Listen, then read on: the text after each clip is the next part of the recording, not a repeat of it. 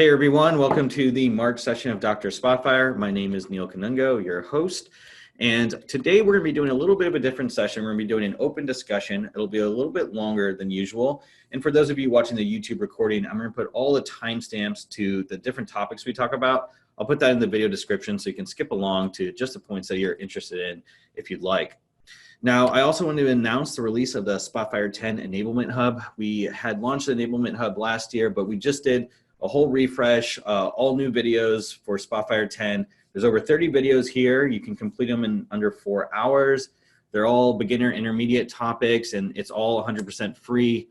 You can find it directly on YouTube or on our community, and the community has this content structured based off of the type of category and topic you're looking at. So I'll put the links to this in the video description as well. And I wanted to point out my top 3 videos. So there's over 30 videos. These are my top 3, and this is kind of based off of the questions I get from users in the community and customers I talk to. So the first one is on creating control panels in Spotfire. This is action controls and property controls. There's a lot you can do with this and really build analytics applications out of Spotfire more than just dashboards. So it's one of my favorite topics. Recommend that. We'll talk about some of that today as well in today's session. And then we're also going to talk about a user experience, building a user experience, and we have a video in the Enablement Hub that goes over some different topics on building user experience. So I recommend that. And then lastly, accessing your data. I think that a lot of people might overlook this, think I know how to add data to Spotfire, and maybe that's true, but there is also a lot of considerations if you're using in-memory or in database data. And I think there's a few things to consider depending on the outcome you're looking for. So I recommend this in my top 3 for especially beginner and intermediate users. Now, today we're going to be doing, again, a topic on designing a user experience, and I'm really pleased to welcome Dejan to our call.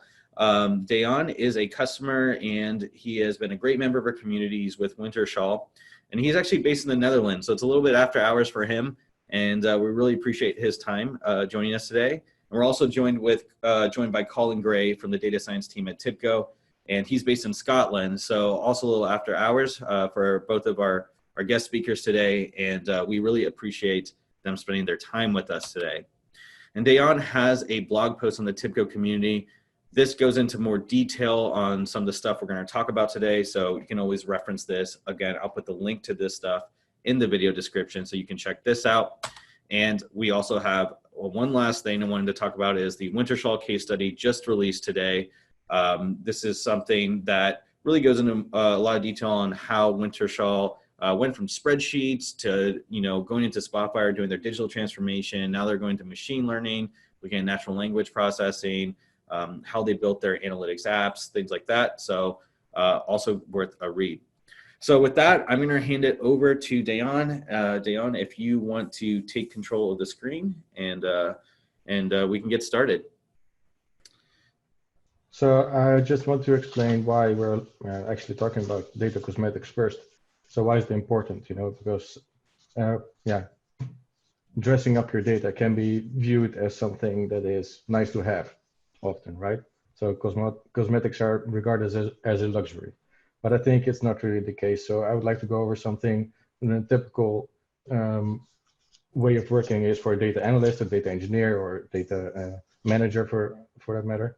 So that might look like something like this, workflow where, okay, data is collected, data is then QC'd, data is then wrangled, and then data is presented, and after that, you extract value from data. Now, this last part is often regarded as, nice to have, because the same data that is in this part is also in this part. So if you just skip this part over here, and directly from the wrangling go to extracting value from the data, we save time, right? So actually, I think this extra step, which can be just an extra 2% out of the whole workflow, can make sure that the full impact of all this work that has been done before is delivered, and that all the value that there is in this work is extracted from there. So that is why it's important to take into account data presentation. I'll go over a couple of examples to show you how, depending on the user base, there's already a lot to be gained. So in the most simple example in here, you have an Excel sheet, and if your user base is just one, being yourself or one other person with whom you share the data, you would share this Excel sheet, and the user or yourself have to look at the actual cell values to make sense out of it, right? But if you spend 30 seconds extra of time and you present it like this, you already see what you're dealing with. You don't have to look at the cell values to understand that there's a sample number in here, meaning like the title of the row. Then there's some metadata, 2 types of metadata over here, and there's 2 types of raw data in this whole data set. So the user, when taking a look at the data, already gets a quick insight just by intuition, because the user's eye is guided through formatting. They already know what they're dealing with a bit, and that saves time. And also, you can guarantee that all the value that is in here will not be missed. Because if you look at this, it can be confusing, right, to miss a cell or 2. If you go to a user base is bigger, like for example, an entire discipline within your company, then you would quickly move already to something like a dashboarding tool like Spotfire. And for that reason, I've worked on some best practices that can be easily taken over and applied to other dashboards. So I created this template that we will also be sharing with everyone. I think for the wiki, but we'll come back to that. So some best practices that are collected in this template. First of all, you see there's a header. So intuitively, if there's a header, you know you can find the title, the subject in there. There's also a logo of a company or for the project. So it gives a bit of an identity. And also in the header, you'll always find the same navigation buttons. Another thing that I have here is custom buttons that are created with HTML and CSS. And I think Colin will go a bit deeper into that. If I click on one of those, it will take me to another page. So I don't have to use these typical page buttons. I use custom buttons within the application itself. So it gives you a bit of a feel of an app or like a website. And in this analysis page, I have some random data. It doesn't make sense at all, but just for the formatting for the field. You can see all the space is left for the visualization itself. So I don't have any filters. Making it a bit narrower for everything like you would normally have. And the standard this one. So this is what you would conventionally use, right? If you have a lot of tables and a lot of columns within a single table, then that is a very large tree of filters to go through. So also, I want to hide them away, so I use a sidebar like this, where I hide filters away. Also, in the same sidebar, you can add some additional context about the page that you're looking at. So descriptions and guidance for the user, you can hide away in there. Also, I like to only show the filters that are relevant, that I think that are relevant for this page. You don't always need all the filters that there are. So you reduce the confusion by minimizing to the essentials. So the last thing I wanted to say is, so in every visualization, I leave a bit of space to click in an empty space so that you can deselect whatever you have selected. So you don't have to do right click, deselect, just click next to it. So I selected this, select next to it. So I think that is a bit of the last thing. As you can see, I like to use dark mode. So I have the feeling that I can, especially when you're dealing with a lot of different data types, you need a lot of coloring, a lot of contrasting ways to cross-reference and visualize a lot of different data in the same visualization. And I find in dark mode, I have more options to do so than in white mode. Also, a dark mode is more easy on the eyes. So just because it's darker, it strains the eyes less. So that's why I tend to use dark mode. We can go in later questions deeper into that as well. But for now, I can give over to Colin, who can go deeper into the HTML part. Well, yeah, I had a couple questions. I was looking over this, and did you do any usability testing with the users at your company to see how they interact? Because sometimes I find I design a dashboard or report, and I know exactly how I want it to be used, but then I watch someone else use it, and they use it totally differently. And that can kind of inform my design and how I change things. Have you done any usability testing like that at Wintershall? Well, as soon as I deploy a portal or dashboard, the first thing I will get as feedback is I can't find this button. I need this filter. How does this work? And that has been in a dialogue ongoing for several months until I've distilled all the best practices basically that are put in now in this template. So through that feedback, you kind of came up with some best practices. Yeah, that's how it went. And so I think that's kind of related to what you're saying with intuitive design. I think it was an Apple design engineer that said, I forget his name, but he said, what is intuitive is what is familiar. So, I always find it interesting that iPhones are considered intuitive and Androids are considered intuitive. But if you're an iPhone user, you have a hard time using an Android. If you have an Android user, you have a hard time using an iPhone. And I think that familiarity plays a big piece there. When I look at your template, you're talking about some of the menus that you put in. Can you talk, you were saying you have a kind of sidebar, you have some of the buttons for unmarking rows and things. So you use that on every page, on every template? Yeah, yes, I do. Maybe I can show Crossfire portal itself. So this is a project that contains 3 different databases, 80 different tables, I think over 90 markings. So it has a lot of pages as well. And if you have so much different data topics, data types, you need to make it intuitive to navigate. So I would create something like an index where I have all these pages in here. If I go to a location or any other page, it will all be formatted like this. So the users always know, I have here the title, I know what I'm looking at, what data type. Here are the navigation buttons. And here I can click to go back to the navigation page. So I don't have to search here below in this one-dimensional way of finding what page I'm looking for. I can go to this tree basically to find what I need. I think it's actually really nice. It's a minor it seems like a minor thing, but I think it's in Spotfire 10.8 or 10.7 that just came out. You can actually turn off now that navigation bar at the bottom. And so I think this is going to really help with. Oh, you can, earlier. Yeah. So then there's not the tabs, and people can, now like kind of moving forward, people can build more analytics apps. So you could have like 100 different pages in a dashboard, 200 pages in a dashboard, and people aren't scrolling through all the pages. It doesn't matter because you can actually create. I like that oil rig you had as an index. So you could have different indexes like this to navigate to different areas of the whole analytics app. It's more than just a dashboard, right? Yeah. Yeah, and the other advantage of having a navigation panel like this that I've used heavily is if you hide the page navigation as you can, particularly when working on the web, you can run scripts when people click to change page. So sometimes it can be really useful to trigger a script each time they go to a page so that you can configure that page based upon selections or do other tasks you need to do.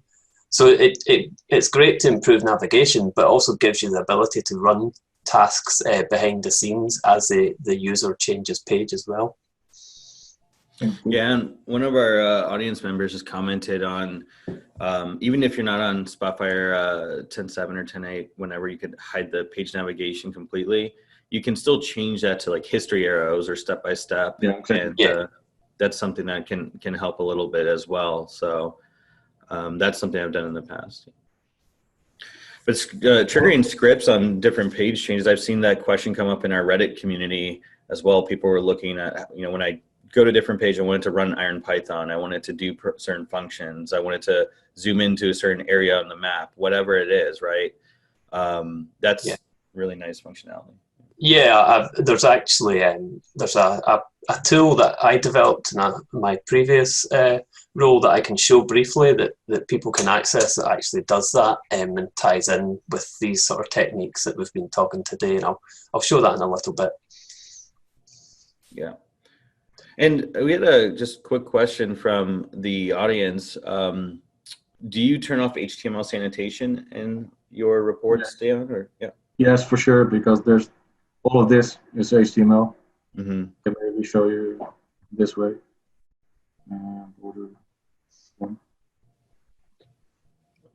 Yeah, there are a lot of tables within tables in here. You can see. It's even difficult to find all the table borders, but yeah, so each of these buttons is basically placed in a cell within a table, within another table, within another table, so that I was able to position them exactly over this graphic, basically where I needed. So there's a lot of styling HTML and CSS. So for that reason, I disabled it all. Yeah, and I think, you know, but not for scripting, like Colin says. For our audience, I think what we discussed doing is we'll switch over to Colin to go over some basic tricks and things with HTML and JavaScript, and then you know, we'll give an opportunity to go a little bit deeper into how some of this was created later in the session. So we'll kind of poll the audience and see what topics you want to learn. But Colin, why don't we switch to you? I think you have some cool stuff. Yeah, absolutely. That you built, right? Cool, thank you. I'll just share my screen. The application I mentioned before that runs scripts as you click buttons, and it uses some of the techniques I'm going to show. This is a tool that was developed as part of a Scottish environment web, and this is full Spotfire, but you see there's no page navigation shown. It's actually embedded inside a web page. So when you're using the web player to show Spotfire tools, you can hide the navigation in any version of Spotfire, so users don't navigate. But what we have here is a simple navigation that actually, when you click on it, it's reconfiguring the charts. So it's running an ARM Python script as we actually work. And we can sort of change the data they're shown. So we're looking at different aspects of the environment here. But it looks like a web page, so it's very familiar. As we're talking about, it's very good to be familiar. I wanted the feel of this tool to be like a web page. So you can simply say, I want to look at the Clyde for freshwater. And what Spotfire is actually doing is running a script, changing the page and zooming the map. But to the end user, it was one click to get into that detail. And then they can pick their topic of interest. And again, it all reconfigures. So this is just using little tricks with JavaScript and ARM Python all together. And we've even got nice links here that jump out to other Spotfire tools homed in on the data that you're interested in. So that's just an example, but let me show you the technical aspects of doing some of these tricks in Spotfire. So I built up this Spotfire tool. It's a one-page tool, and what it is it's got lots of little examples of using JavaScript and CSS and HTML to create the nice functionality that we've seen before. So I'll take you through a couple of these, but just to point out that we have a wiki page on our community that we'll put in the chat, which has the code behind many of these examples as well. So you'll recognize that this navigation here is very similar to the tool I was just showing you. But really it's just a Spotfire text area. So if we look at this, so when you've got a text area in Spotfire, you right click and you can edit the HTML. And here we can put in our HTML. So all the examples I'm going to show work with sanitation on or off. So that's an important point because I saw that in the panel questions. And what you do to create this styling is it's actually got Spotfire controls, you know, just as usual. So we've added a link control here that runs the script. But for instance, if I take this tag away and save it, and let me just reload my browser, you'll notice it just looks like traditional links. So that's how Spotfire displays it by default. If I put back in this little div tag, it all styles that nicely. And how that's working is what we've got is a JavaScript script here that injects CSS styles to make all the links in Spotfire look a lot better and nicer. So how you do that is you click Insert JavaScript. And in this case, I'm using this one called Default Styling CSS. And in here, what we've done is we've actually put the style sheet code inside a variable inside JavaScript. This is just a style sheet that I literally copy and pasted into this JavaScript variable.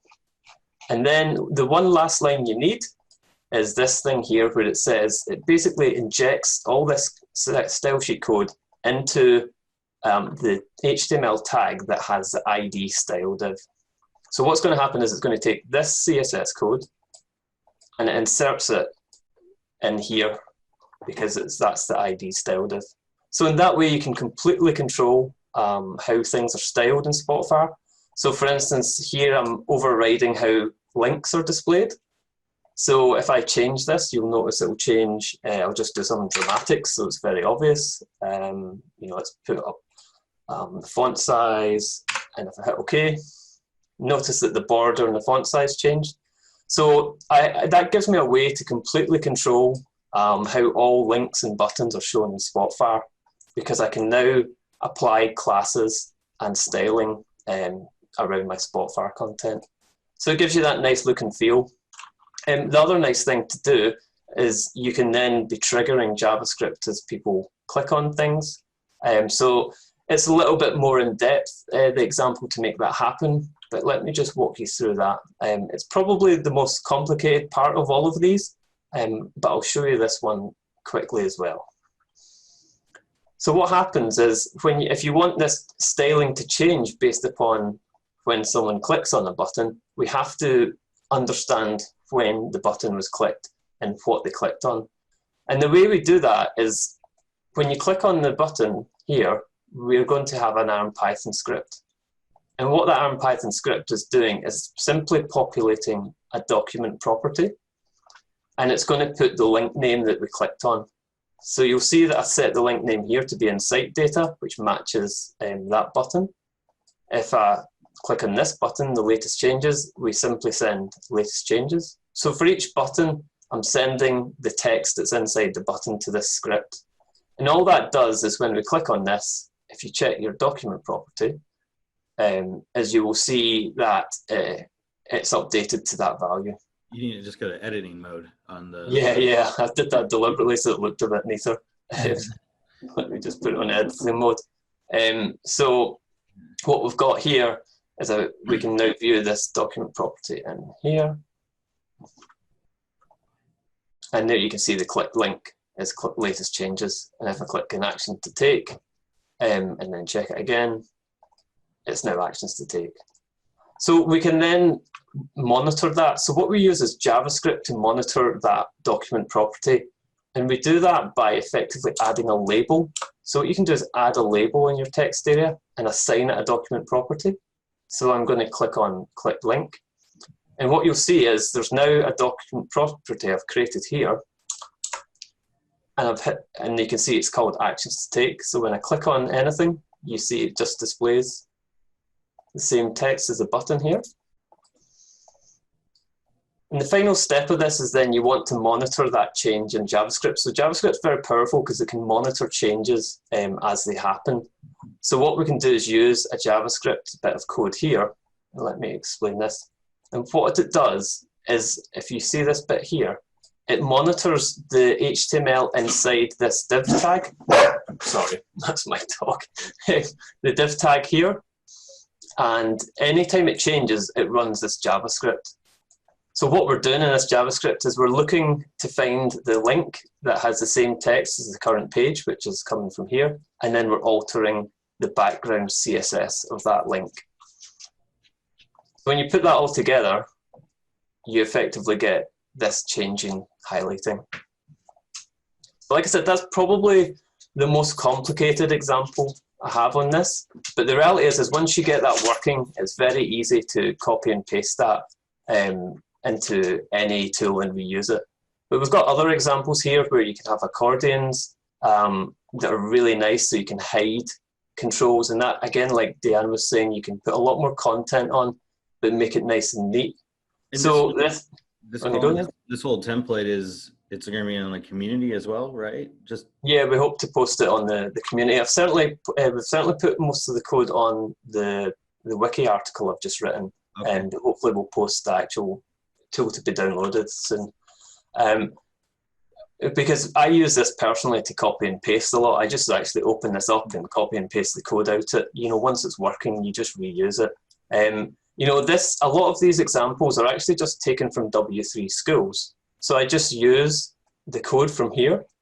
So I take out their HTML, I copy their style sheet into a JavaScript script, and then I copy their JavaScript into JavaScript script in Spotfire. And then I can use the same functionality that you see from W3 Schools. So behind this, there's just two very simple JavaScripts. Here we've got the actual code, and that's exactly the same as was on W3 Schools. And then the CSS. I just used the same technique of putting it in a property. And again, I just pasted it from the W3 Schools link, and then again, the one line to inject it in HTML. And then you just have to add your HTML and you get a nice accordion. I did the same in my sidebar as well. Okay. From online. So there's a question in the Q&A about this sidebar, what it was. So actually that is also these accordions in which I've placed the filters. And all these accordions are then placed in the sidebar that animates it opening and closing when the mouse is over it. Yeah, so exactly. Basically copy-paste HTML code from these kind of sources that you just showed. And then I use that template to copy-paste the code over for every other project that I do. Yeah, absolutely. And one thing I really liked, Dejan, about your sidebar is that at the very top, and we can maybe show this again later, but at the very top you had the page info, right? So especially when you have large audiences and stuff, it's good to have some framing there for people to know what the page is about. But it's nice to have it on that sidebar so it doesn't take up a bunch of space on your dashboard page. And then you also had on your sidebar, so you had a page info, and then you had some different links. And then at the bottom, I think you pointed to like additional help resources or other resources. So I put in if you click on that, it will open an email directly from an Outlook or whatever you're using, and state, okay, data services, I need your help. And then you type it in yourself or then send it directly. And I find that like the larger your audience is, the more that stuff helps. You know, when you are doing with just like a small group of subject matter experts, you can do things a little more specific. They'll understand what they're seeing. You can kind of show them things, or the tools might be developed within those groups themselves. But when you have like maybe hundreds of people or thousands of people looking at a certain report, those sidebars, those page info things really help. Yeah. That's something I would emphasize as well. You've always very important to consider your audience. If they are very technical, then you can get away with more technical content, more controls perhaps. But even then, you want to minimize the clicks. You know, you don't want people having to do 5 clicks just to plot a trend or do a nice visualization. You want to make it very easy for them, even if they're quite technical. But when you're dealing with unknown audiences, or i.e. you're not sure of your user base, if it's on a public website or it's a large user base or a non-technical audience, it's really important to help as much as possible. So for instance, in these types of tools, we put a lot of effort into hiding and making it easy. So another way of doing that we used, and I've used a lot, you know, that pop out that Dejan showed is great with page info. I really like that. What we've done here is each page has a custom guide with an annotated picture, and you can just jump to it and then you return to the tool. And if you're on a slightly different page, then the same link is always there, but it takes you to a slightly different help. So again, it's very easy for the user to jump onto that, check the help, and then come back. And it's very clean and quick. So I think it's very important to give your users that ability to read into these things. Yeah, you know, while we're here on this dashboard, can you talk a little bit? I've noticed both with you and Dejan that you use color very well. I believe that you don't throw in a lot of color. You just use color when you're trying to indicate something. You know, the pages are simple, and it seems like you understand the questions you're trying to answer. Can you talk a little bit about like how you made those decisions and your thought process? Yeah, absolutely. I mean, so one of the things we did a lot, and I think it's very important, is set out your business objectives at the start when you start to develop any analytics. So one of the things that I always push heavily is think about your business objectives. What are the key questions you're trying to answer, or what are the key decisions you're trying to do with any dashboard or analytics or data science? And bullet point them. Think of 2 or 3 Because normally you can distill it down to 2 or 3 very well-defined questions, and then target those. Make sure that your tool can answer those very quickly and easily, or at least as quickly as possible. I often use the sort of ethos of, if you imagine your user only had 5 minutes to use your dashboard, could they actually answer their question in those 5 minutes? And, you know, I think it's a good thing to strive for, that it should be that quick. I mean, I was once given 5 minutes to present a tool that had 50 data sets and had taken me months to develop. And I thought, wow, that's hard to do. But then it was a great thing to attempt. If I can't explain to this general audience how to use the analytics in 5 minutes, then maybe I've made it too complicated. And again, using coloring very sparingly, I think is important. You know, often only coloring things you want to highlight. I think sometimes we tend to color everything, but a technique I've found very useful is only color the things of interest, and keep a lot of it white or dark depending on what you're doing. You know, we've got little color here and a little bit of bold just to bring things out, but most of it's quite plain. So that would be my thoughts on that. Yeah, and I notice your map background is kind of, you know, washed out, it's faded, so the data is emphasized, because the map's just reference, right? You're not trying, yeah. You know. And then with Dejan's, he used a very kind of monochrome, you know, black and gray type background for his dark theme. As I would say, like, this is probably one of the areas I think people that are new to designing dashboards and visual analytics, they can improve on, like, very quickly on, is just trying to just start with the very bare minimum. Yes. I think it's really exciting, for at least for me, it was really exciting to start playing with my data and visualizing it. And then you want to do this and that, and I can answer this question, that question. And before you know it, you have this super packed in page that does all this stuff that's super powerful and awesome, and you love it, but you're the only one that can use it. So I think what you said, Colin, is like really understanding the business questions, what the audience is asking, right? So like if it's just your team, what they're asking, and trying to distill that down to like maybe maximum of 2 or 3 questions or so per page, right? And breaking it up. Yeah. Yeah. I don't know, Dejan, would you say you had a similar experience? You know, how did you choose what content to show and the color usage that you did in your example? So in the Crossfire example, that actually just started with a single table from the archive database. Right. That's actually how I started with the Spotfire. And it kept growing because I added the other tables. So, okay, I have reports, I have logs, I have some library, some books. And then a month later, I had the whole archive database in there. And then I thought, okay, let's do the all digital database as well. So then, you know, a couple months later, you have 80 tables in there. And then making sense out of that, like it's a forest of tables and columns. That was, then you need to think about, okay, maybe I have a bit too much. What are the essential business questions? What are the users going to use it for? So it was mainly for browsing the archive. And then certain topics that are the data within those documents that are also in the digital database, those I would show when I would click on a record, for example. Yeah. So I cut off a lot of the digital data, only put in like the overlapping areas basically. And then from there it was a dialogue with the business, with the users, basically, what do they actually need for their daily work, and everything that is more a specific use case for them, that will be then a separate version of the portal. Mm-hmm.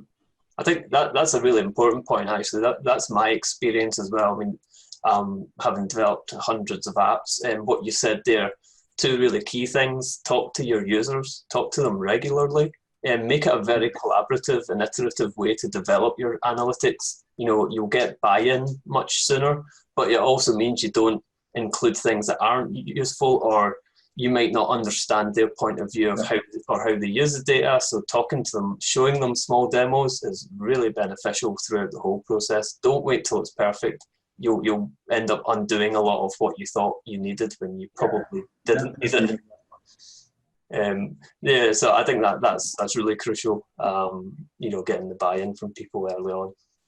Yeah, and I think for those of you that are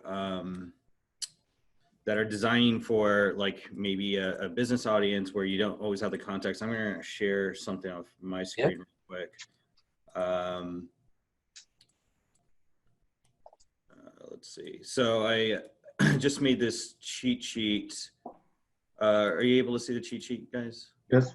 Okay, so I just made this cheat sheet. You know, sometimes when you're designing for like different audiences, they may say, well, I want this chart, I want that chart, I want, you know, whatever. And there are lots of charts. There's lots of things you can do with Spotfire. There's custom charts, there's lots of built-in charts, but I think it's good to like try to understand what is it that they want to communicate? What is it that you're trying to communicate to the audience? Is it comparison, distribution, composition, relationship? How many variables, you know, is it over time? Is it static? Things like that. So this is just kind of an example of how certain charts can be used to communicate in certain ways. So sometimes, again, when your business audience who may not understand these concepts are asking for things, try to just understand the questions they want, and then you can kind of build the questions they want to answer, and then you can kind of build around that. So there are these Spotfire cheat sheets on the Enablement Hub, by the way, the link that I posted earlier. And I'm also going to post in the Zoom chats. Oh my gosh, there's Zoom controls everywhere. Zoom chat with the Enablement Hub videos that just came out. There's a couple new videos on kind of designing a user experience and some styling tips. So I'm going to put that in the chat for you as well. And you know, someone was asking a question relating to the kind of styling tips and these skills. I think would be good, you know, Dejan, that you talk about a little bit in your blog article. It's what type of skill sets do you look for people that are designing these reports? What type of background experience do you think is useful? Well, my background is that of a geologist, and so not even data management.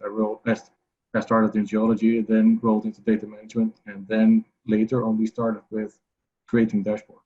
But I always did have an interest in design, in things like photography or illustration. So that helped a bit. That's just my personal interest. But other than that, you don't really need any experience beforehand. You can just start playing around with it, and basically, just like Colin said, you copy paste code from where you find elsewhere, and you'll see what works. And just by having a lot of dialogue with your user base, that's how you will learn what works best. So in my experience, you don't need to have this experience beforehand, but while with trial by error and frequent dialogue with your user base, you will learn and get good at it pretty quickly, because Spotfire is pretty easy to use in that way. You can easily take over from other examples, for example, be it code or other templates, or so that helps. Yeah, I think you know, reusing what is out there. There's a lot of good stuff out there, and I would say you know, from starting with Spotfire and working with people who learn Spotfire, you know, learn to do the simple things well. You know, don't try and go too complicated straight away. You know, you can do a lot in the tool without getting into the really complex parts, and just getting some nice dashboard laid out with the key charts and tables and data doesn't need a lot of skills, and it'll answer a lot of the questions straight off. So if you get that out, you know, like a minimum viable product, and people can start benefiting from it, then you can buy yourself time and add more skills. You know, you can maybe try out a little bit of HTML, or even getting into JavaScript, you know, and pick those up. But like Dejan said, you can do a lot pretty easily, you know, from the get-go. Yeah. Adding to that, everything that I learned was actually coming from the user demand. So, for example, I was getting Crossfire to being this pretty big portal with a lot of columns, with a lot of filters, and then, you know, I could not be cutting all filters down. I needed some better way to store the filters somewhere, right? So there was this business need, and I had to find a solution for this sidebar. And then you start researching into it. So how can I do this using some extra code that is not native to Spotfire? That's how we learned.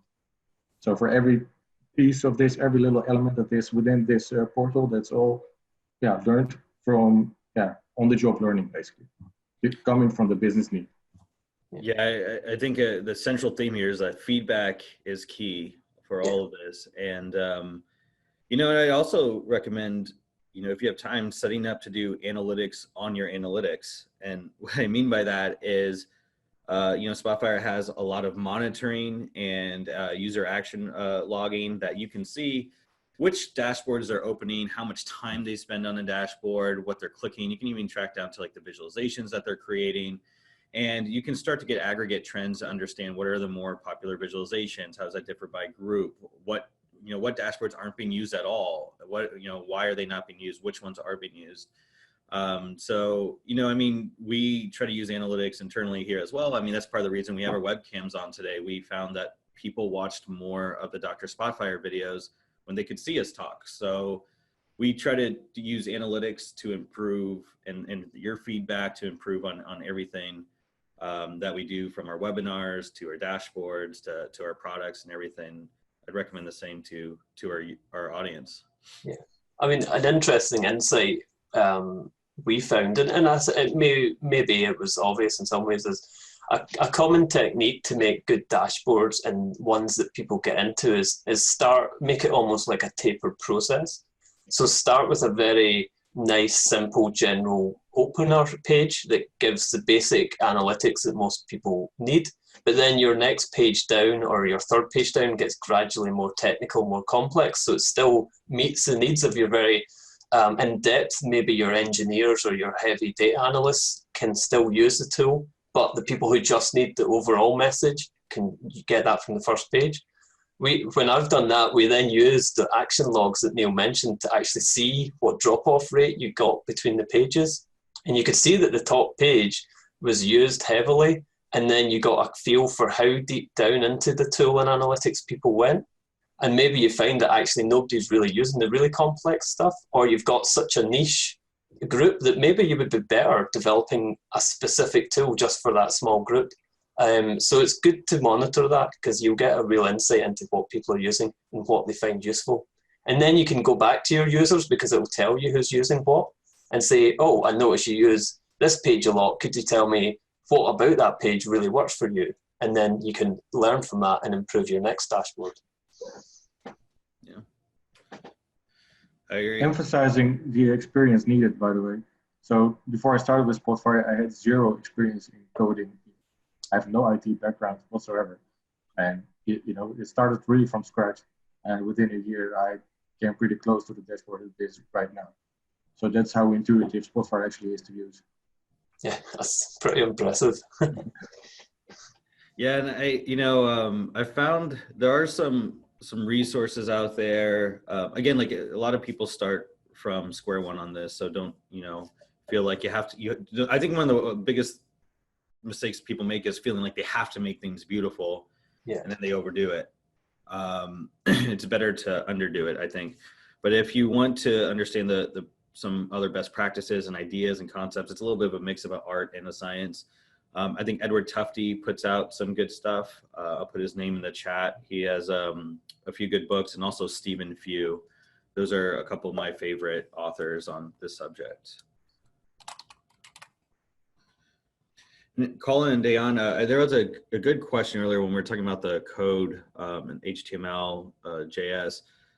So do you have any advice or best practices for how organizations can manage a variety of custom codes coming from their user base? Or have you seen that? I've seen it personally with some Center of Excellence best practices and some advanced analytics teams that maintain a repository, code-based systems, things like that. Yeah.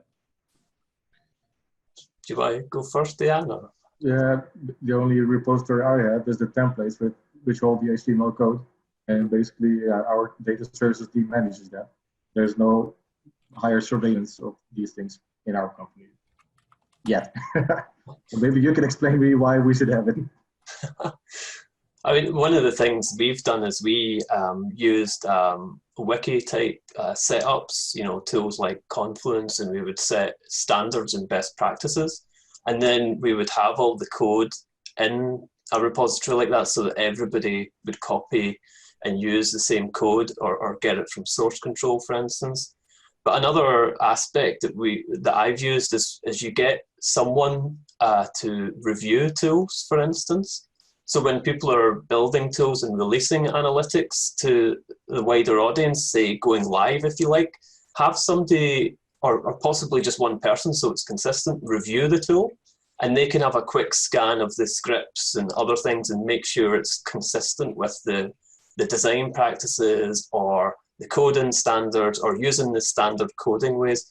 Because if people can do anything they want, your tools become harder to maintain and sustain because there'll be a lot of customizations. So a little bit of it about it's actually culture, you know, letting people still be creative, but them understanding why having some standards and following guidelines is important for a business to make their tools maintainable and easier for other people to pick up and edit if need be. Yeah, I think that's good advice. I think we're kind of wrapping up on the session here. I don't know if I mentioned it earlier, but Dejan's in the Netherlands and Colin is in Scotland. So this is a little bit later in their evening, a little bit after hours for them. It's okay. But I wanted to thank both of you for joining the session. It's really awesome. Thanks for having me. Yeah, thank you very much for showing all these great tips. Hope it was useful. Mm-hmm. So I'm going to put this recording again on YouTube, and our audience can find it that way. And I'll put some timestamps to the major subjects, major topics we talked about. I'll put that all in the video description so you can kind of skip through things as you like. But thanks for joining us, and we'll see you guys next month. And thanks again, Colin and Dejan. Thank you. Cheers. Thank you. Thank you.